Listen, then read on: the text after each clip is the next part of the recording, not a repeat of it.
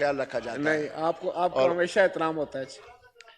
جناب اسپیکر، گزارش یہ کرنی تھی کہ پاکستان کی ایک خاندانی نظام ہے، ہمارے اقدار ہیں، ہماری روایات ہیں، اور یہاں ایک خاندانی نظام ہے۔ اس نظام کی وجہ سے پوری دنیا میں پاکستان ایک ممتاز مقام رکھتا ہے۔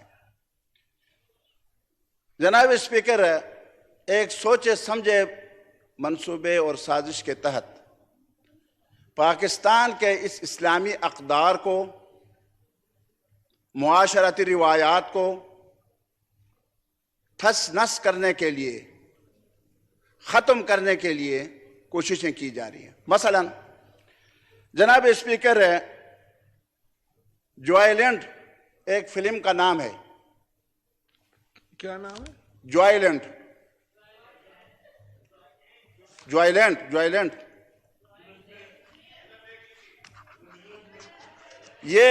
یہ فلم جو ہے، اس کو فرانسیسی ایوارڈ ملا ہے اس پر کہ اس میں ہم جنس پرستی کی سبق دی جا رہی ہے۔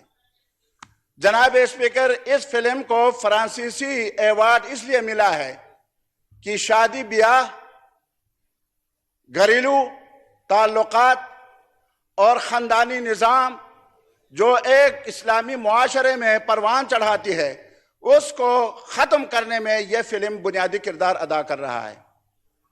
لیکن افسوس کی بات یہ ہے کہ اس جو ملک رسول اکرم صلی اللہ علیہ وسلم کی توہین کی، ان کی شان میں گستاخی کی ہے، اس کی بائیکاٹ کے بجائے، اور ہم اس ملک کے فلم کو جو انہوں نے اس کو ایوارڈ بھی دیا ہے، اس کو حکومت پاکستان یہاں لانچ کرنے کی اجازت دے رہی ہے۔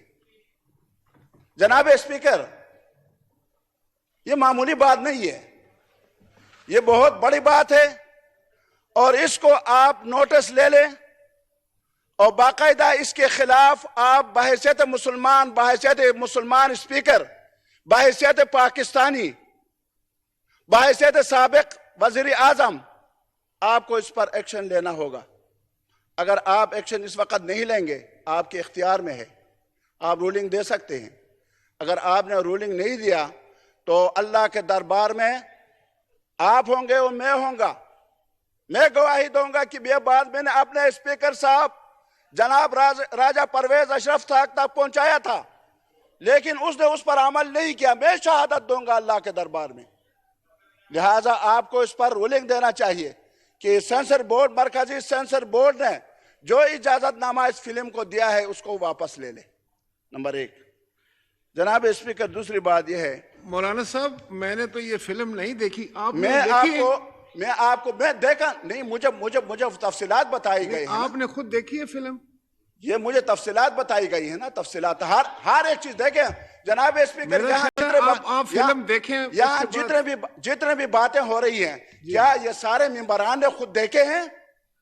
کیا یہ سارے ممبران پورے پاکستان میں چکر لگا کر یہاں آ کر پھر اس میں رائے دہی کرتے ہیں؟ نہیں، میں آپ کی بات کو بالکل اہمیت دیتا ہوں، لیکن میں نے یہ فلم نہیں دیکھی۔ مجھے تفصیلات دی گئی ہیں، اور یہ حکومت پاکستان نے باقاعدہ اس کی منظوری دی ہے، مرکزی سینسر بورڈ نے۔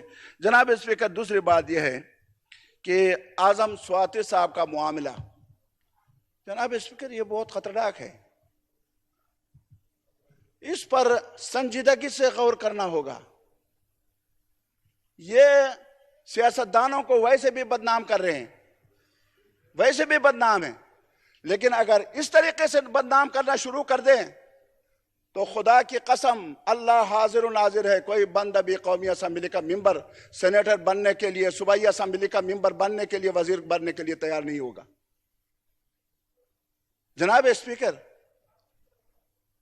کس نے یہ کام کیا؟ کیوں کیا؟ مقاصد کیا تھے؟ اس کی تفتیش ہونی چاہیے۔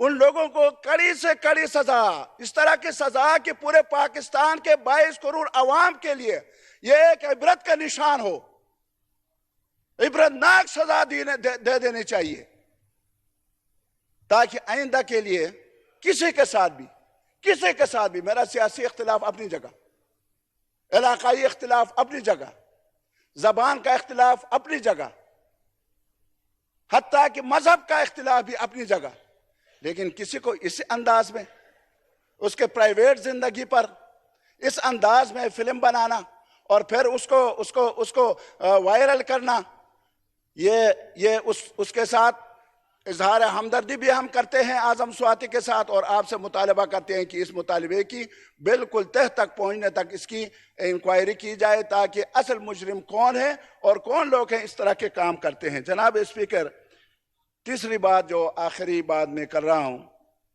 وہ یہ ہے کہ سیلاب کی بات یہاں ہوئی، میرا علاقہ بھی افیکٹڈ ہے، اپر ضلع لوور ضلع، پہلے بھی میں نے ان علاقوں کے نام لیے ہیں، تقریباً 12 بندے وہاں شہید ہوئے ہیں، جان بحق ہوئے ہیں، لیکن جس طرح میں نے پہلے کہا کہ لوگوں کو چیک 3 لاکھ کے ملے ہیں اور مرکزی حکومت کے 10 لاکھ ابھی تک ان کو نہیں پہنچے، اور پھر وہ جزوی جو لوگوں کے گھر تباہ ہوئے ہیں، فصل تباہ ہوئے ہیں، ان کو بھی ابھی تک ریلیف نہیں ملا ہے۔